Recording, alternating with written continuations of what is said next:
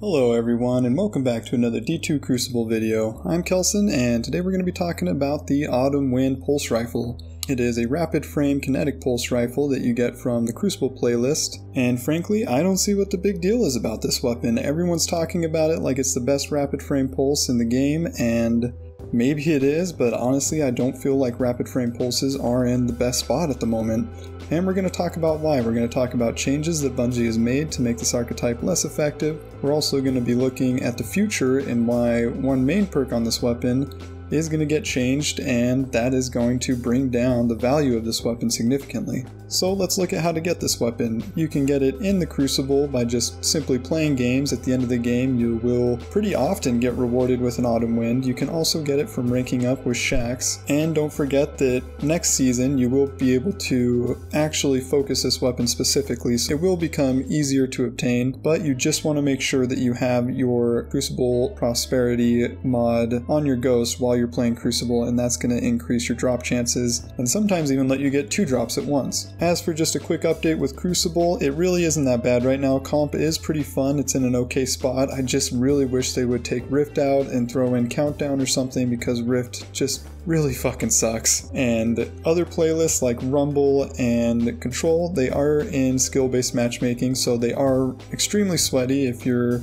a player that plays a lot, you will be playing against people just as good as you. However, Bungie did make a change, and now there is a game mode that has Clash and Momentum Control, and those are actually connection-based matchmaking. And those are a better place for you to jump into and try out new guns and see if you like certain archetypes. So if you weren't into the pulses before and you want to just try them out now and see where they're at, that would probably be the best place to do it. But let's take a look at this weapon. Most people are probably wondering what the god roll is, and there is a pretty clear-cut god roll for this weapon. Most people agree that this is what you want to go for, which is not always common, especially for weapons like this. From the playlist weapons that have gigantic perk pools, there's so many options that a lot of the times people disagree on what might be the best, but this is one of the rare instances where that's not the case. Let me show you my first roll I got and talk about why this actually didn't cut it for me. This one has Arrowhead Break to help with that recoil direction, high caliber rounds to give you a little bit more range and create more flinch against enemies,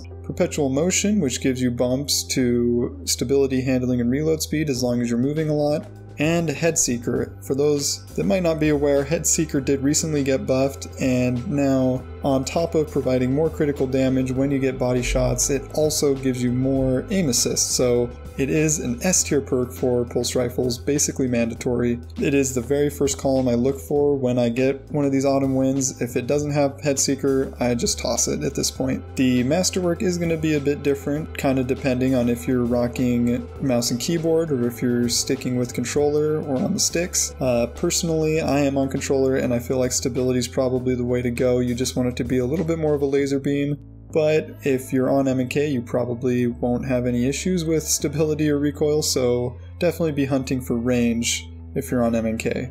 Most of the games that I played was with this roll, and at first I thought it was pretty good, but the more I played with it, the more I just kept getting shredded, just got completely fucking wrecked. So I don't feel like this weapon can really hang, and we'll get into that later, but let's actually talk about the main god roll you want to be looking for.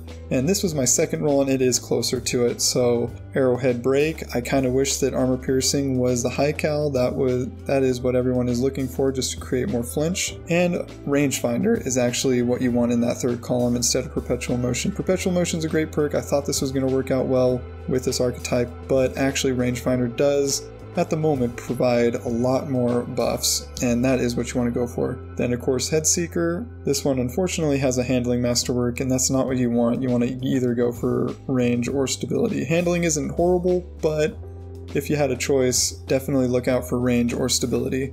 And then when you have Arrowhead Break, you actually don't need to put on Counterbalance. I went with Targeting Adjuster, but a lot of you will probably want to do Icarus Grip. That's going to help you snag those shots from the air. But me, I value the aim assist more because I try and keep boots on the ground as much as I can.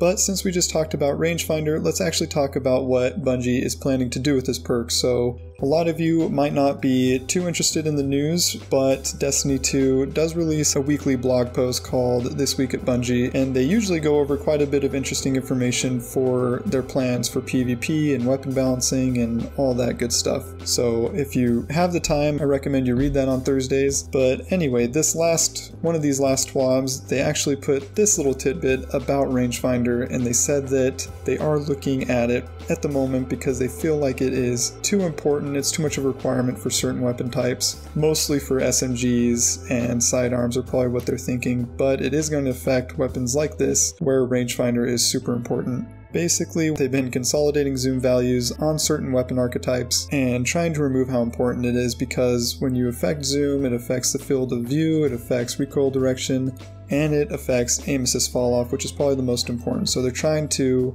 unlink weapon fall off and zoom to make it so they can change zoom without changing the weapon fall off or changing how effective it is at certain ranges. So in the future, that is going to be really important and going to change Autumn Wind for sure. Probably make it less valuable, so you might actually want to be keeping 1 or 2 rolls with perpetual motion instead of rangefinder, because that might actually be a better perk here in the future after they change it. Just looking at how this weapon stacks up in the sandbox and how it compares to other weapons and TTKs, it actually has a very competitive TTK with 0.8 seconds, which is better than a lot of weapons used all the time, like the 140 hand cannons. The big problem though is SMGs, particularly aggressive SMGs like the Immortal. At the moment, they are running rampant in the Crucible and everyone is using them. They have a much better TTK and they are just frankly easier to use. And then those weapons that are still used pretty often, like Ace of Spades and Rose, while they don't have as good of a TTK, they do have better peak shot potential and better flinch potential, so you do kind of have to look out at all ranges, up close and in that mid-range when you're using this weapon. It is okay for dueling, but not when you're getting flinched a lot, and that is kind of where it splinters for this, because if you're a Titan that has a lot of resilience and you have a lot of flinch resistance, then this weapon's probably going to have more value for you. But if you're a hunter main like me that doesn't usually rock really high resilience, that is going to affect the outcome of your duels significantly. And it did for me. I mean, that's a huge reason why I don't feel like this weapon felt very good and effective, is because I got flinched so much off my shots, and I lost a shit ton of duels just because I got flinched and they were able to get that TTK quicker than I was.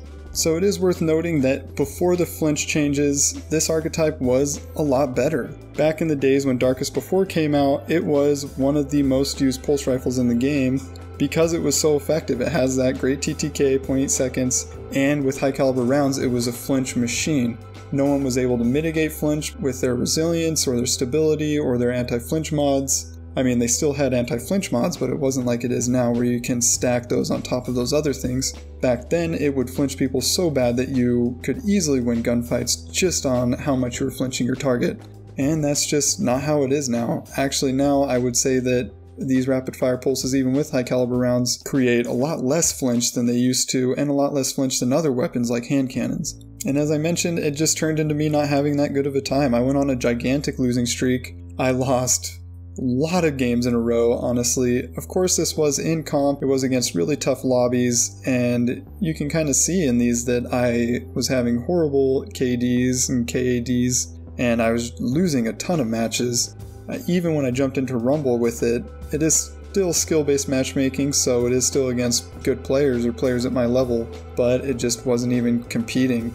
Everyone was using SMGs and I was just getting completely rocked. But you know, my experience is still my experience, and I won't be using this weapon in the future unless some big changes come to the archetype, or maybe after they nerfs SMGs and change the rangefinder and stuff. We'll see. But as of this moment in this current sandbox in Season 20, in my opinion, if you're on sticks and you're like me and you're a hunter main with low resilience, it's really an uphill battle with a weapon like this. I think there's a lot of other weapon types that are going to be much more effective, and those are the ones you want to go with. But if you are a Titan that has really high resilience and you're able to mitigate that flinch as much as possible, this might be a weapon that you want to keep your eye out for. Especially if you get a god roll, you never know in the future. Bungie might change something with the archetype, might make it more effective or a more forgiving TTK. You just never know. So it's always a good idea to hang on to god rolls, even if they currently can't hold up like this weapon in this sandbox.